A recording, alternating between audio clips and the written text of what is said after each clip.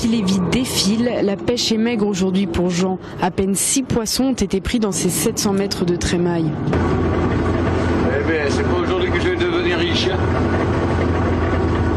Jean est un des 5 pêcheurs de la zone Petit-Méjean-Carré-le-Rouet. Tous les matins, à 5h30, il quitte le port. Il a travaillé dans le transport et a été directeur d'un bar. Il y a 15 ans, il lâche tout pour se lancer dans ce qu'il appelle la liberté. La difficulté de son métier, composée avec la zone protégée du parc marin et ses réglementations très strictes. Non, le parc marin, c'est pas mauvais. Ça fait de la reproduction. De temps en temps, il sort du beau poisson de dedans. Quand il y a mauvais temps, tout ça.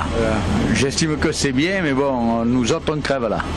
Parce que les pêcheurs qui sont sur les goûts de tout ça, eh ben, ils viennent vers ici. Alors déjà que nous, on est en train de mourir, plus les autres pêcheurs qui vont venir jusqu'ici, on meurt complètement. Jean a déjà compté jusqu'à 54 bateaux sur sa zone de 1000 m². Il gagne à peine un SMIC les mois de bonne pêche. Malgré ces difficultés, les pêcheurs ne se voilent pas la face. Ils doivent travailler avec les agents du parc marin. La première initiative, ça a été la création de la réserve de Carré-le-Rouet. La zone s'est ensuite agrandie avec un second parc protégé, celui de la Couronne, construit en 1997. Le parc marin représente aujourd'hui 10% de l'espace infralittoral de la Côte Bleue.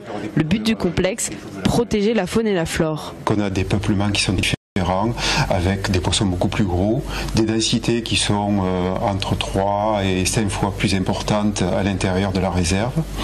Et on a pu aussi montrer qu'il y avait une exportation de ces poissons, c'est-à-dire que la réserve, il y avait des peuplements plus importants, mais que ces poissons sortaient aussi de la réserve, ce qui est très intéressant pour la pêche et la biodiversité. Si les quelques 40 petits métiers du port respectent cet espace protégé, certains plaisanciers ne se donnent pas cette peine. L'année dernière, plus d'une 60aine d'infractions de pêche en zone non autorisée ont été dénombrées.